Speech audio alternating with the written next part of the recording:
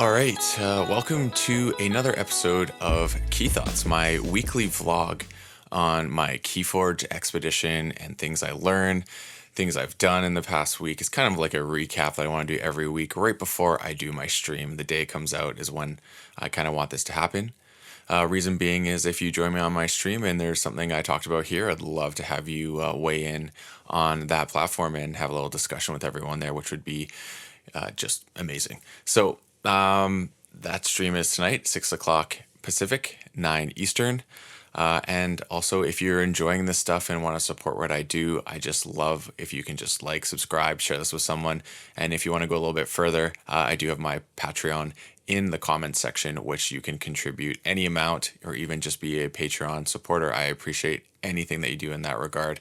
And anything you don't do is fine as well. It's completely up to you, but I appreciate everyone's support in whatever capacity they give. So first off, I wanted to talk about the fact that I did the commentary on the Glorious U tournament this past weekend with my man, Dan from Sanctimonious. We had an absolutely great time. We had Zach from Call of Discovery jump on with us for a little bit too. And then we, of course, had Alex, the Nick of Slots, come for the finals, which we were commenting on. And it was an absolute blast.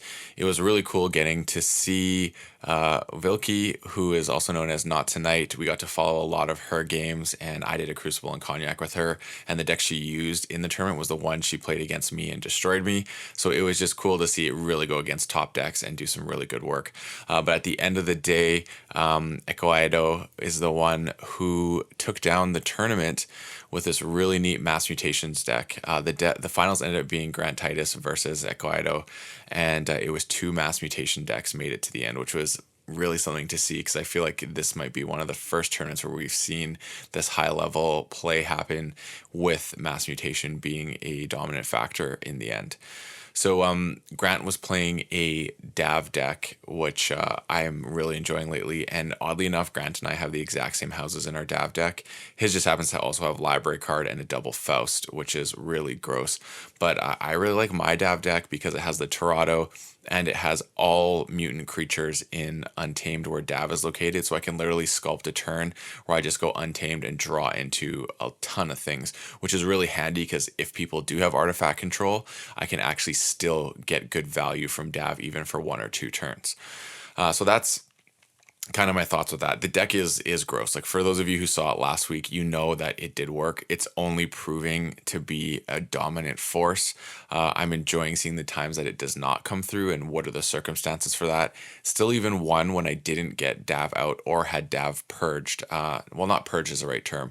It got Eaton's Jarred turn 1, so I couldn't play it, and it still pulled through. So it just has really good synergy with all the stuff it has. It has amazing draw engines. I absolutely love the deck. It is my most powerful deck. It is the most fun to play because it just goes. I think when you have high cycle, those decks are a lot of fun to play and you just roll with them. So that's been my findings with the Dav deck after 1 week. I've almost got 20 games in the first week, which is honestly a lot for me. I normally don't play one deck that much, but this deck was something special, so I put in time with it, and it did not disappoint. Next up, I wanted to talk on the idea of deck value, which I mentioned last week, and that's going to be kind of the main topic of this week now that I kind of did I guess I'll call that the weekly news of my adventures in KeyForge, but now this is the topic I want to talk about. So I think deck value is a really interesting thing because there's many different ways in which you can evaluate a deck based on the term value. If you see me looking down every once in a while, it's because I did put some notes for me just so I can keep myself on pace here and not ramble too much, only a little bit. And what I noticed is that I think deck value can be broken into a lot of things, and none of them have to do with money, just FYI. So the first one I think is the deck's value in terms of fun. Like, when you are playing this deck, how much fun do you get out of it? Because I have some decks that I play that are good and I don't have fun playing it, but I don't not enjoy it. It's just that the way it works is the deck is very, it's a cerebral deck. Let's just say that. It requires a lot of thinking, a lot of focus. The games are not quick. They usually go long. These control-y decks with a lot of ember going back and forth.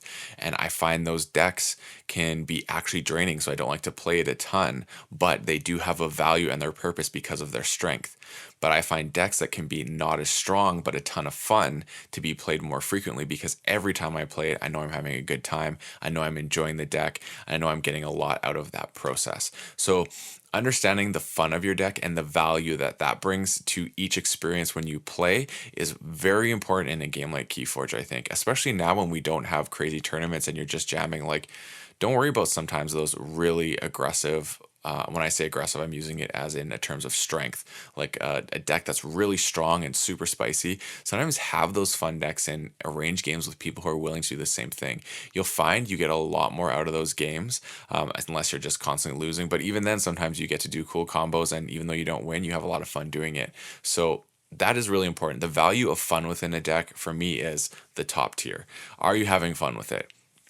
The next thing is like how like what its potency, like how strong is it? Like, is it that ghost pepper? Is it just that vanilla mayo type thing, or is it somewhere in between? Like, what is the potency of your deck? Because there are places for a lot of different decks in KeyForge, and it's just a matter of finding where your deck lies and the value you have within that. Some people will never play the decks that don't go the cream of the crop and rise, because if they're not being able to just dominate and be a really solid deck, some people aren't interested in that, and they hold less value in those decks that may have less potency but have some cool things. So that's one thing to consider as well.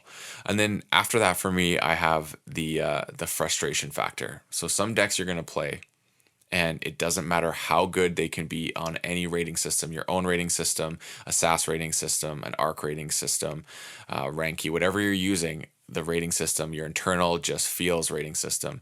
If you get frustrated playing a deck over and over and you're just like, yeah, this isn't good, like, does that hold value to you? Because I have some decks like that where I'm literally like, this deck is supposed to be good, but every time I play it, I just feel bored and I don't enjoy it. This is not on the side of the fun thing where it's a complex deck and very cerebral and a lot of thinking. This is more like, yeah, this deck is doing what it does, but I'm not having fun doing it. Well, I guess that does go back to fun. It's more like I'm frustrated playing it, because it's just like you're playing for the sake of playing and not because you're getting any enjoyment out of the interactions the cards in that deck possess. And that is something that can exist in a game like KeyForge, where you do have random generated numbered decks. So an algorithmically generated deck. So that's just something to think about. Are you getting frustrated playing the deck? Maybe let it go. And then from that, what weaknesses does your deck have? Because there is value in knowing the weaknesses of your deck for so many reasons. One, you're going to be aware of matchups which are going to be tougher.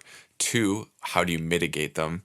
And then I also think a third one is knowing the weakness of a deck is sometimes a fun thing to explore, in terms of once your back is against the wall, what do you do? And so I'm thinking of my Dav deck here, and so I thought a weakness was artifact control. If they take out my Dav, what do I do? Well, guess what? I had that happen. It didn't actually impact the same way, and I didn't have a lot of opportunities in the first games I went where people actually dealt with it. And if they did, it was usually already had effect. But that Eaton's Jar turn it was actually Grant Titus who did it against me. When he did that move to me and just was like, turn one, Eaton's Jar, no Dav, I was just like, okay, this is fantastic. I'm about to explore the weakness of no Dav in this deck, which is a Dav deck. Actually, I would say it's a mutant deck, and therefore Dav really caters to that fact. But finding out those weaknesses and what they mean, fantastic. Learn the value of your weaknesses. And then the other one is the value of a deck is its house plays. I notice with certain decks, and I honestly feel really strongly, this is a Saurian and Sanctimonious. A shout out to Sanctimonious. A Saurian and Sanctum thing where you basically have those houses stick. And sometimes if you get a good amount of creatures, in either of those houses, you can kind of call them over and over again. And you'll notice that sometimes you'll stick to a house because it just has that board presence value, and the other stuff just kind of aids to fueling that. Like maybe you go just a turn away to cycle a little bit. Sometimes it's just like, you know what, you're not dealing with my board. I'm going to keep calling it. I got 5 creatures. I can play 1 card out with an Ember. I'm going to 6 every time until you deal with this.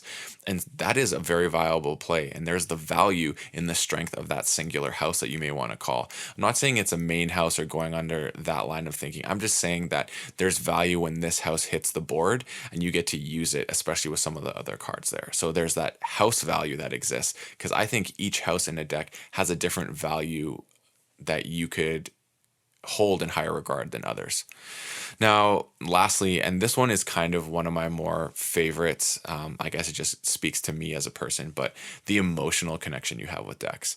I will hold decks that are still like not amazing, but I still think they're good, that have an emotional connection because maybe I won a tournament with it. Maybe it has a significant name to it. Like all these things are things that I have. And there's a value to me in the emotional connections I have to my decks because of the fact that it is a one of a kind deck. It will not exist anywhere else. The name is unique. The cards that exist within it are unique. So that can actually almost be its own trophy in different instances. Like the very first Seal tournament I ever won, I still have that deck.